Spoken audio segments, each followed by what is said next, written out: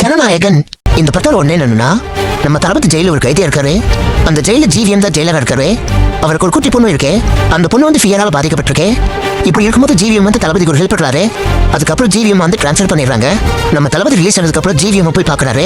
அப்போ ஜிவிஎம்க்கு வந்து ஒரு முக்கியமான ஒர்க் வந்ததால அவரோட பொண்ணை தளபதி கிட்ட பார்த்து சொல்லி விட்டுட்டு போறாரு. இப்படி அவர் போகும்போது அவருக்கு ஒரு ஆக்சிடென்ட் ஆயிடுது. இந்த விஷயத்தை கட்டி நம்ம தளபதி பார்த்தீங்கன்னா ஹாஸ்பிட்டலுக்கு வராது.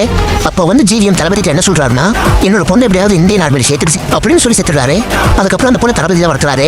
அந்த பொண்ணுக்கு ஃபியரை போய் தளபதி ஆர்மியில் சேர்த்தாரா இல்லையா, தளபதி ஏன் ஜெயிலில் இருக்காரு, அவர் ஜெயிலுக்கு வரதுக்கு முன்னாடி என்ன பண்ணிட்டு இருந்தாரு அப்படிங்கிறது தான் அந்த படத்தோட ஒன்லைன். இந்த படத்தோட ஃபர்ஸ்ட் ஆஃப் ரொம்ப சூப்பராக இருந்துச்சு. குறிப்பாக சொல்லணும்னா ஃபோன் கால் சீன் ஆகட்டும், ஃபாரஸ்ட் சீன் ஆகட்டும், அப்புறம் இன்டர்வல் சீன் ஆகட்டும், இது எல்லாமே வேற லெவல் பிளாஸ்டாக இருந்துச்சு.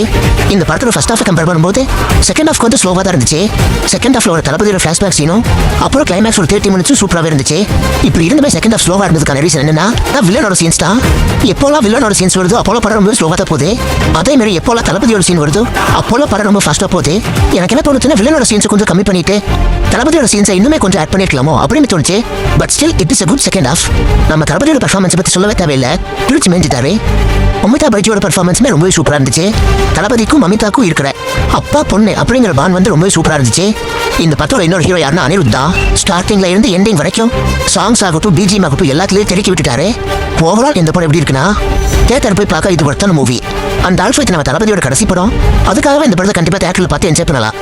வீடியோ பிடிச்சிருந்தா சப்ஸ்கிரைப் பண்ணுங்க. இன்னும் நிறைய வீடியோஸ் போடுறதுக்கு ஒரு மோட்டிவேஷனலாக இருக்கும்.